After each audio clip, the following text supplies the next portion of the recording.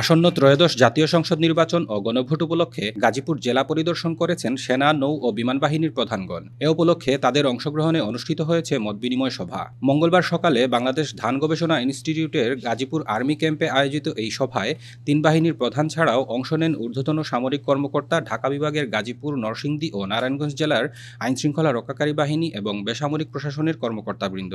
সভায় আসন্ন নির্বাচনকে শান্তিপূর্ণ, নিরপেক্ষ ও সুষ্ঠুভাবে সম্পন্ন করার লক্ষ্যে প্রাতিষ্ঠানিক সমন্বয় এবং সার্বিক নিরাপত্তা ব্যবস্থা নিয়ে আলোচনা করা হয়। এ সময় তিন বাহিনীর প্রধানগণ দায়িত্ব পালনে পেশাদারিত্ব, নিরপেক্ষতা, শৃঙ্খলা, ধৈর্য ও নাগরিক বান্ধব আচরণের উপর বিশেষ গুরুত্বারোপ করেন।